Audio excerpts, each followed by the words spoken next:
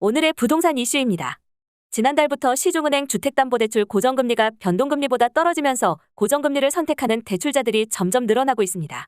보통 고정금리는 은행들이 위험 손실을 줄이기 위해 변동금리보다 높게 책정하는 편입니다. 그런데 경기 침체 우려로 장단기 채권금리가 역전되고 금융당국이 채권시장 안정화 방안으로 은행채 발행을 줄이면서 상황은 달라졌습니다.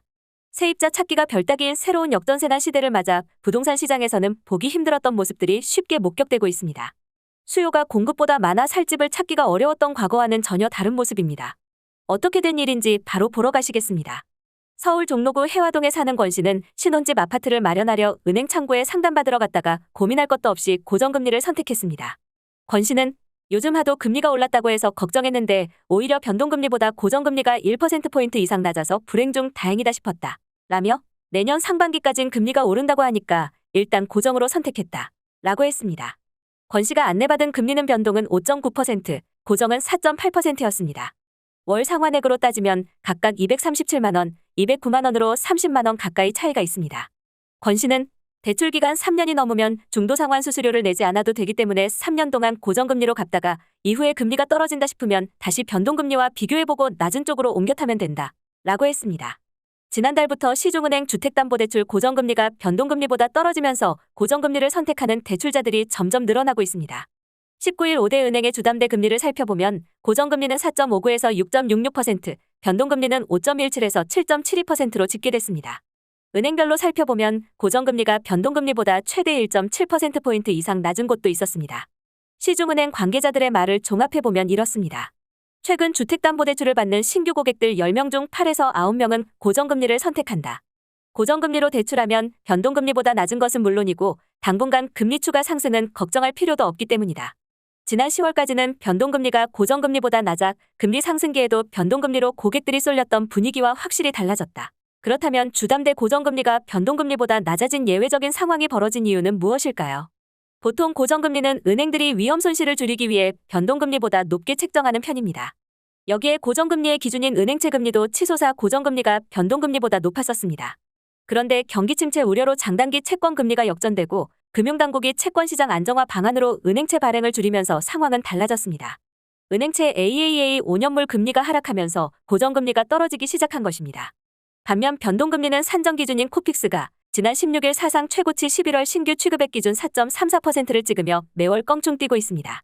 코픽스는 국내 8개 은행이 조달한 자금의 가중평균 금리로 은행이 취급한 예적금, 은행채 등 수신 상품의 금리 변동이 반영됩니다. 코픽스가 떨어지면 은행이 적은 이자를 주고 돈을 확보할 수 있다는 뜻이고 코픽스가 오르면 그 반대입니다. 금리 인상기에 예적금 금리가 오르며 코픽스도 덩달아 뛰었고 주담대 변동금리도 고공행진했습니다. 이런 추세가 지속되면 변동금리는 내년 초 8%를 넘길 것이란 전망이 지배적입니다. 한국은행 경제통계 시스템에 따르면 지난 10월 기준 국내 예금은행의 가계대출 중 고정금리 비중은 29%, 변동금리 비중은 71%였습니다. 직전 9월 고정금리 17.5%, 변동금리 82.5%보다 고정금리 대출자들이 많아지고 있다는 것을 알 수 있습니다. 시중은행 관계자는 한국은행이 한두 차례 금리 인상을 이어갈 것이란 전망 때문에 당분간은 현재처럼 고정금리 비중이 늘어날 것이라고 내다봤습니다. 2년 전 서울 동작구에서 전용 59제곱미터 아파트를 7억 원에 전세로 임대한 A씨는 요즘 골머리를 앓고 있습니다. 세입자 찾기가 어려워지면서 전세금을 5억 5천만 원까지 낮췄지만 문에 한 통이 없어서입니다. 최근에는 고민 끝에 융자 1억 원을 끼고 4억 5천 원으로 최저가로 다시 매물을 내놨습니다. A씨는 집값이 10억 원 선이라 1억 원 정도의 융자는 크게 위험하지 않을 것 같다. 라면서 일단 보러 오는 사람이라도 있었으면 해서 값을 대폭 낮춰봤다. 라고 했습니다. 경기 과천의 한 신축 아파트 전용 84제곱미터에 2년 전 12억 원을 주고 전세를 들어와 있던 B씨. 만기일이 다가오는 시기에 전세값이 크게 내리면서 더 좋은 조건으로 이사갈 집을 구했지만 막상 지금 집주인에게 보증금을 돌려받을 수 있을지 걱정되기 시작했습니다. 현 집주인은 집을 내놓았으니 일단은 기다려보라는 입장입니다. 결국 B씨는 주변 사람들의 조언을 구해 만기일에 반드시 돈을 내어 달라라는 내용의 내용 증명을 보냈습니다. 세입자 찾기가 별따기인 새로운 역전세난 시대를 맞아 부동산 시장에서는 보기 힘들었던 모습들이 쉽게 목격되고 있습니다. 수요가 공급보다 많아 살 집을 찾기가 어려웠던 과거와는 전혀 다른 모습입니다. 전세에 융자를 낀 대신에 값을 1억 원 이상 낮춘 매물이 나오는가 하면 전세보증금을 받기 위해 만기 전 세입자가 집주인에게 내용 증명을 보내는 일도 잦아졌습니다. 모두 전셋값이 가파르게 내리면서 일어난 일입니다. 16일 중개업계에 따르면 올해 하반기 거래된 전세 매물의 절반 이상은 지난해보다 싼 값에 계약되고 있습니다.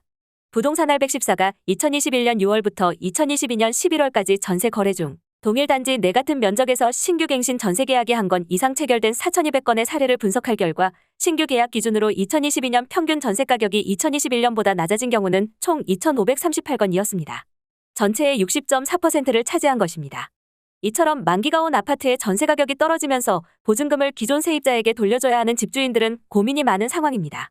수도권 일부에서는 절반 가까이 전세 가격이 떨어진 터라 차액을 마련하기가 쉽지 않아서입니다. 최근에는 떨어진 가격의 일부를 융자로 남기고 싸게 전세를 내놓는 경우가 많습니다. 다만 이 경우 근저당권의 채권 최고 금액과 전세 보증금의 합계가 해당 아파트 현 시세의 70에서 80%를 초과하면 위험하다고 봐야 합니다.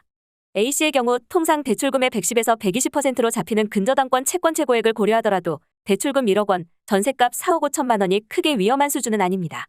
서울 성북구의 한 공인중개업소 대표는 요즘 전셋값은 한 주가 다르게 떨어지고 있는 상황이라면서 여타 매물보다 확실하게 싼 경우에는 융자가 위험한 수준만 아니라면 찾는 사람이 있을 수도 있다 라고 했습니다. 전세 가격이 저렴해져 세입자들은 선택권이 넓어졌지만 마음이 편한 상황은 아닙니다. 거주하던 집에서 나가는 경우 보증금을 제때 받을 수 있을지 노심초사하는 경우가 적지 않아서입니다. 과거 전셋값이 폭등하던 시기에는 세입자가 만기일에 나가지 않을까봐 집주인이 퇴거를 요구하는 내용 증명을 보내는 경우가 종종 있었지만 최근에는 반대의 사례가 적지 않습니다. 세입자가 보증금을 제때 달라고 독촉하는 용도로 내용 증명을 보내는 것입니다. 온라인 부동산 커뮤니티에도 내용 증명 발송을 고민하는 경우에 글이 상당수 올라와 있습니다. 집주인이 시세보다 저렴하게 매물을 내놓았는데 나가지 않고 있다. 새 세입자가 구해지지 않으면 보증금을 줄 수 없다고 한다. 한 달 전 내용 증명을 보내 계약 만료일자에 보증금을 달라고 했지만 연락이 닿지 않는다 등의 내용입니다. 박합수 건국대 부동산대학원 겸임교수는 전세 보증금을 끼고 집을 산 갭투자자의 경우는 전세로 임대하는 것을 선호할 수밖에 없는데 최근 전세값이 떨어져 어려움을 겪는 경우가 많다 라면서 세입자들은 등기부등본 등을 꼼꼼히 살펴본 다음 계약을 맺어야 한다 라고 했습니다. 오늘의 부동산 이슈 네티즌들의 반응을 살펴보며 마치겠습니다. 여러분들의 의견도 댓글로 남겨주세요. 3년 전 2%대 고정금리로 갈아타서 얼마나 다행인지. 거의 제로 금리일 때는 변동을, 금리 고점에서 고정을. 슬프다. 오를 땐 손쉽게 올리고 돌려줘야 할 땐 다음 세입자가 구해져야 내줄 수 있다. 이건 지극히 개인 사정 아닌가. 서로 친분 있는 사이도 아닌데 돈 문제니 칼같이 내용 증명 보내는 게 맞다 봄. 못 돌려줄 것 같음 전세 주지 말고 전세금 올리지도 말았어야 맞죠. 갭으로 여러 채 세팅한 사람들 똥줄 탈 듯. 돈 못 주면 집 넘겨야 되는 제도로 바뀌어야 됨. 제때 보증금 못 돌려주면 사기죄에 해당하게 만들어서 구속 후 형사처분 받게끔 바뀌어야 합니다. 돈이 돈을 버는 건 이런 걸 말합니다. 돈이 있는 사람은 원치 않는 시점과 가격에 팔지 않아도 되지만 없는 사람은 팔아야 합니다. 감당할 수 없는 빚내서 투자하지 말라는 게 이런 의미입니다. 돈을 벌기 위해선 이미 돈이 많아야 합니다. 전세는 이제 그만. 왜 사서 고생을 하는지. 요즘은 정신 바짝 차리고 살아야 돼. 아무도 믿지 말고 오로지 실력 쌓고 자기의 판단으로 생각.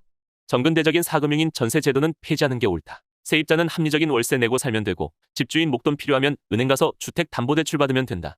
전셋값 오를 때는 따라서 미친 듯이 올리더만 그 돈 다 어디다 썼냐. 전세권 등기 명령 신청하고 지급 명령 받아 경매 넣어야지. 곧 집값이 지금의 반 토막나면 전세금 못 건진다. 전세 보증금 내줄 능력도 안 되면서 갭투기 난리들을 하더구만. 혼 좀 더 나봐야 할 것 같은데. 전세 보험 드세요. 기간 얼마 남았는지 보고요. 그냥 선진국처럼 전세라는 제도가 없어지면 이런 문제는 없어질 듯. 못 돌려주면 집주인이 아니라 채무자일 뿐이다. 채무자님이라고 부르고 법적 조치를 취하면 된다. 전세라는 개념 자체를 이번에 없애버려야 한다. 자가 아니면 월세로만 존재해야 한다. 아직도 부동산 버블이 안 꺼진 게 신기할 정도. 경매 넘어가고 미분양 터지고 건설사 쓰러지고 은행 문 닫고 이 시나리오 언제 보나. 기대됨. 지금은 가만히 지켜만 보는 게 답이다. 여기까지 네티즌들의 반응이었습니다. 시청해주셔서 감사합니다. 여러분들의 의견도 댓글로 남겨주세요. 구독과 좋아요는 영상 제작에 큰 힘이 됩니다.